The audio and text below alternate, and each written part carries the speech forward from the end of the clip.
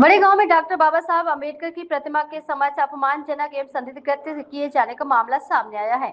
इस घटना में बौद्ध उपासक उपासिकाओं तथा अम्बेडकर वादी समाज की भावनाएं आहत हुई हैं, जिससे क्षेत्र में असंतोष का वातावरण बना हुआ है। घटना के विरोध में बौद्ध उपासक उपासिकाओं तथा अम्बेडकर वादी नागरिकों की ओर से शांतिपूर्वक मार्च निकाला गया। मार्च के माध्यम से प्रशासन से घटना की निष्पक्ष एवं गहन जांच कर दोषियों के विरुद्ध कानूनी के अनुसार कड़ी कार्रवाई करने की मांग की गई। निवेदन के माध्यम से मांग की गई है कि घटना स्थल के उपलब्ध सीसीटीवी फुटेज, प्रत्यक्षदर्शियों की जानकारी तथा अन्य उपलब्ध साक्ष्यों के आधार पर पूरे मामले की जांच की जाए, साथ ही दोषियों की पहचान कर उनके विरुद्ध उचित कानूनी कार्रवाई की जाए। इसके अलावा भविष्य में इस प्रकार की घटनाओं की पुनरावृत्ति न हो, इसके लिए डॉक्टर बाबा साहब अम्बेडकर की प्रतिमा के परिसर में आवश्यक सुरक्षा व्यवस्था करने की भी मांग की गई है। मांगों के प्रकरण के 7 दिनों के भीतर जांच कर ठोस निष्कर्ष निकालने की बात कही गई है। साथ ही यदि निर्धारित समय में असंतोष जांच अथवा कार्रवाई नहीं होती है तो लोकतांत्रिक एवं संवैधानिक तरीके से आंदोलन करने की चेतावनी भी दी जाती है।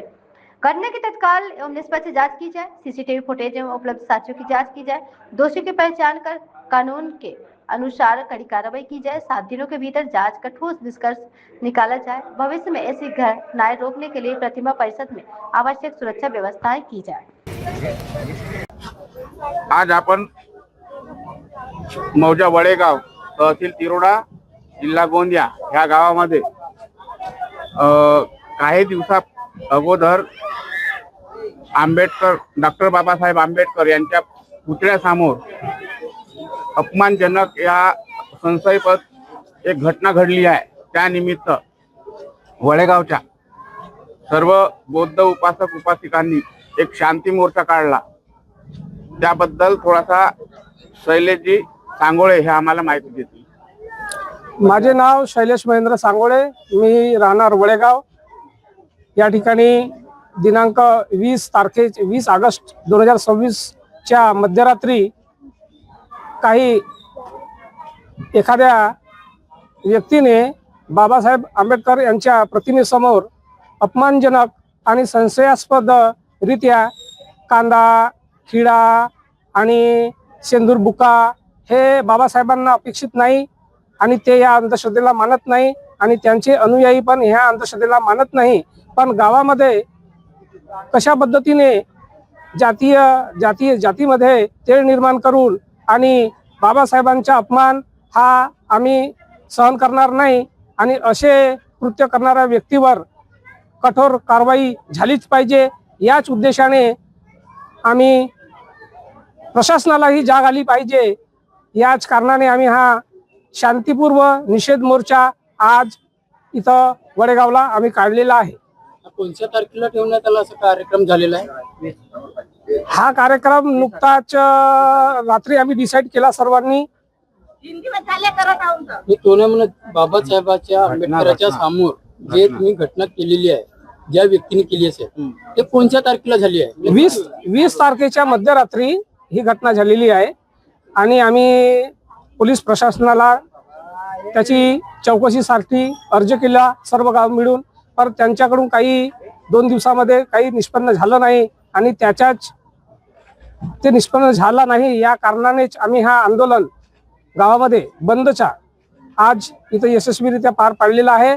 पण प्रशासनाला माझी विनंती आहे की त्यांनी जे अज्ञात आरोपी आहे त्याला जर आपण दंडात्मक कारवाई या 15 दिवसामध्ये केली नाही तर हा आंदोलन फक्त आज वडेगावमध्ये आहे, हा आंदोलन पूर्ण तालुक्यामध्ये आणि जिल्ह्यामध्ये आम्ही करायची आमची तयारी आहे। तुम्ही जेव्हा पोलीस प्रशासनाला हे माहिती दिल्या, FIR दर्ज केल्या असल्या जे बी दिल्या, तर पोलीस प्रशासनाकडून तुम्हाला काही माहिती नाही मिळाली का? त्यांनी जी माहिती दिली ती फक्त चौकशीच्या आधारावर दिली, त्यांनी गुन्हा नोंद केलेला नाही। आता जर त्यांनी गुन्हा नोंद केला असेल तर ती नंतरची गोष्ट आहे। हे आंदोलन जो आम्ही केलेला आहे यानंतर त्यांनी गुन्हा नोंद केला असेल हा वेगळा विषय आहे। पण जोपर्यंत गुन्हा नोंद होत नाही आणि दंडात्मक त्या व्यक्तीवर कारवाई होत नाही तोपर्यंत आम्ही शांत बसणार नाही। जास्त नको कसं आपल्या शरीरावर थोडा आवाज प्रॉब्लेम आहे ना। माझे पूर्ण नाव प्रमिलाताई मंगलजी टिंबेकर 96-97 मध्ये मी सरपंच पदावर होती, तेव्हा ह्या गावाची परिस्थिती एकदम आदर्शमय झालेली होती. परंतु आता ह्या नव्याने ह्या गावामध्ये हा आंदोलन येत आहे तर आम्हाला शर्मिंदा होत आहे. कारण की ह्या गावाचे नाव म्हणजे जिकडे तिकडे प्रख्यात झालेला होता, आदर्श वडेगाव म्हणून. परंतु इथे राहणारे व्यक्ती जे आहेत त्यांच्याच माध्यमातून समजा किंवा अजून आपल्या ज्या विरुद्ध आहेत, बाबासाहेबांच्या बद्दल त्याला काही अनुभव नाही असाच व्यक्ती हा काम करू शकते.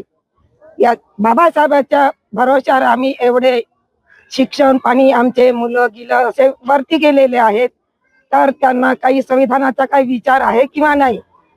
माझा तर मत असं आहे की ह्या अशा लोकांना एकदम फाशीची शिक्षा दिलीच पाहिजे.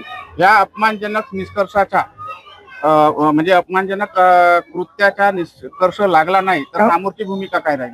समोरची भूमिका आम्ही शांतीवरच नेत आहोत. आता जर याचा जर निकाल लागलेला नाही, जर आम्हाला जर दिशाभूल करत असतील तर आम्ही पुढ्यासाठी तयार राहू. जय भीम.